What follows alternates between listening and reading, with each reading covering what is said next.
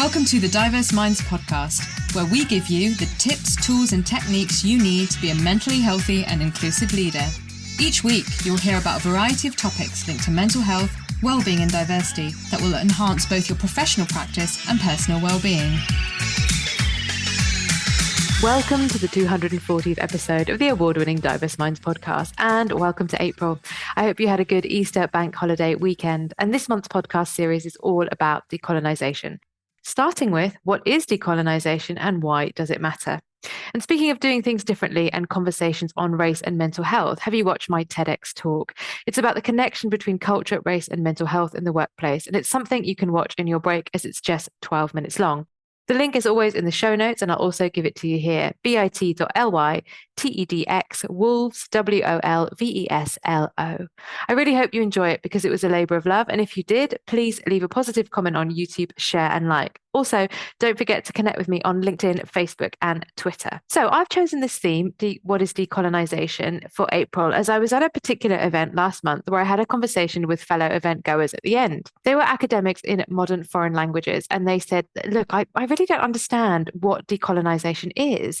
We were told to go to some workshops in our department, in our institution, and they really weren't very helpful. And I really don't understand what I can do. So it gave me the idea for the series, looking at decolonisation, what it is in different contexts. Now, in order to understand the term decolonisation, we first have to step back a little bit and understand the definition of colonisation. So I had a look at a few definitions, and I've created my own from the things that I've read. And I think we all have a sense of maybe what colonisation is, especially those from global majority diaspora communities, potentially, who have experienced it directly or indirectly, or second, third hand, if you like. But colonisation is the act of taking control of an area, place, or country that is not your own, using force, violence, brutality, and unjust means, and enabling and encouraging people from the colonised power to take land and settle in this area. Disrupting, attempting to eliminate the indigenous people's way of life, family, structure, culture, and peace. So this is different from, of course, immigration, where people, because I'm sensing there might be some pushback. Well, what about immigration? But immigration is about coming to somewhere and almost having to integrate and assimilate to get jobs and to improve your life. Colonization is about brutality and going somewhere, not necessarily because you haven't had the opportunities, because you feel you have the right to do that. So if we look at the historical context, Central America was colonized by Spain, Portugal as well. Siberia was colonized by Russia, as was Alaska at one point. British colonizing East Africa and India, Dutch in Indonesia, etc., etc. And we see the modern legacy of this today, especially with the current genocide in Gaza that is taking place as I speak. So if we then flip it on its head, decolonization is therefore, if we look at it from a lens of history, the action or process, recent history, I should say, the action or process of a state withdrawing from a former colony, leaving it independent. Now, I really don't like this because it's very tricky, because the way in which colonization was done, the damage was done.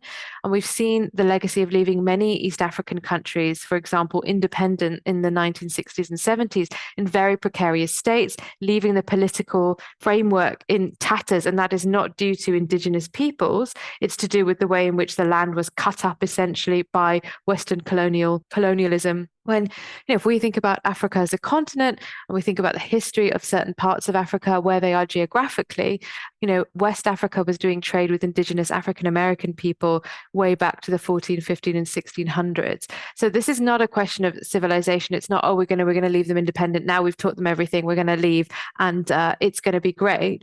The problem was in the 60s and 70s and 80s and all of that history, the recent history, that much of the lifeblood and resources were completely drained out of the countries. You'll have heard me say many times, if you listen to the podcast, the equivalent of 1 trillion was drained out of India by the British. Okay, so that's one example. And there's so many more examples.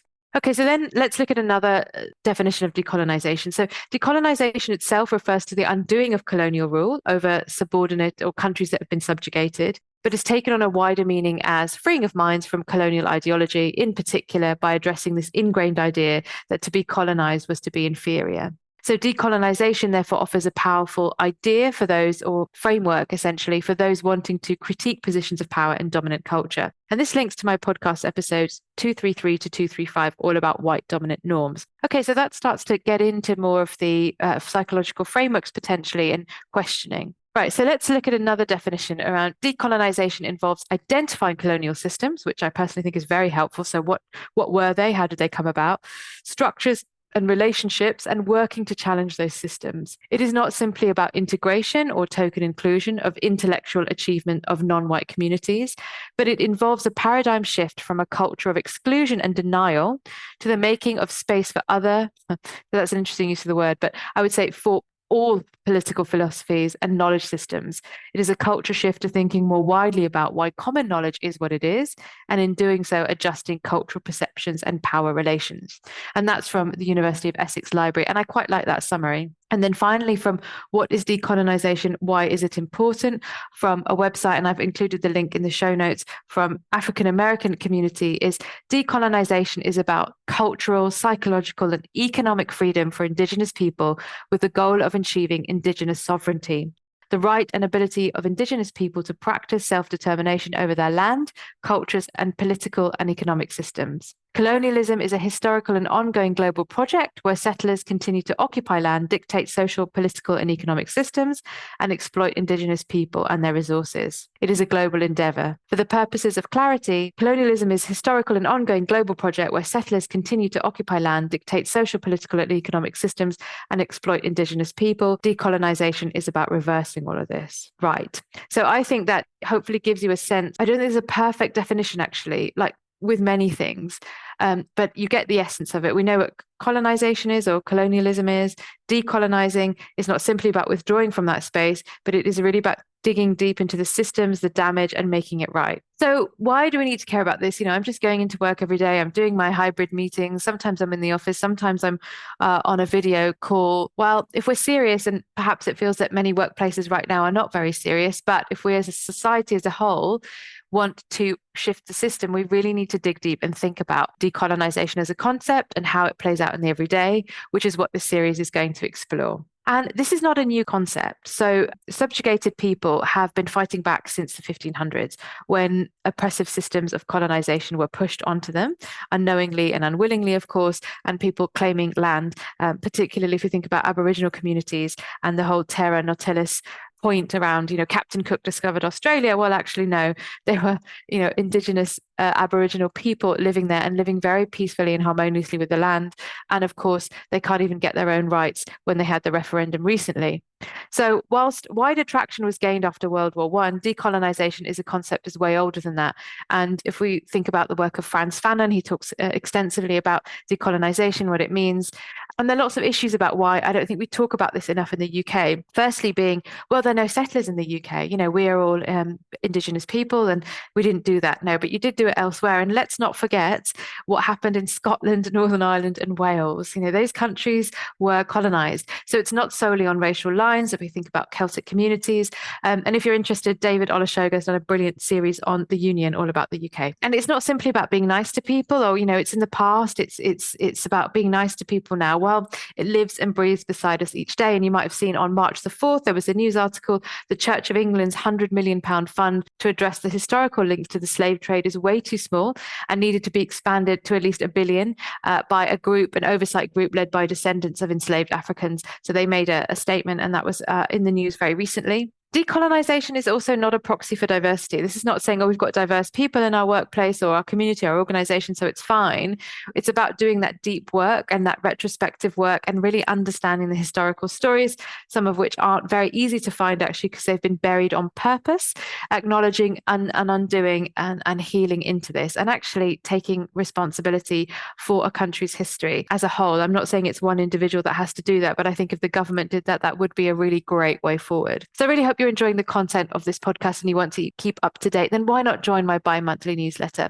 When you join my mailing list, you'll receive my white paper on inclusive language and mental health. And that link is bit.ly/ILMHCK, and it is, of course, in the show notes. So in this series, I'm going to be delving into decolonisation in the workplace, education and heritage sector and rounding up with an episode on repatriation. And if you really can't wait, please check out episode 195 with Irene Asua, Colonial Legacies and Climate Change. And she talks very eloquently about the settlers, and she calls them settler communities in Kenya, and how that's had a catastrophic impact on the climate in East Africa and in Kenya in particular.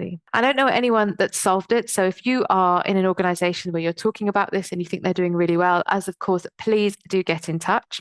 And if this is a subject you'd like to know more about in your workplace, I run workshops, training sessions, and keynotes for various organisations. Please do email me at Layla, that's Leyla, at diverseminds.co.uk to get in touch. So I really hope you've enjoyed the show. And if you have, why not write me a review on Apple, Spotify podcasts, or wherever you get your podcasts from? What are you going to be doing? And how has this episode enabled you to think about colonisation and decolonisation? I really hope it's been helpful. And as always, I'd love to hear from listeners, so do get in touch. And do join me next week, where I'll be looking at decolonisation in the workplace. Until then, everyone, take care. Bye for now. Thanks for listening to the Diverse Minds podcast. Don't forget to subscribe on Apple Podcasts, Spotify, or wherever you access your podcasts from. You can also connect with me on Facebook, Twitter, and LinkedIn. Tune into next week's episode of the podcast, where I'll bring you more insights on mental health and inclusion. Bye for now.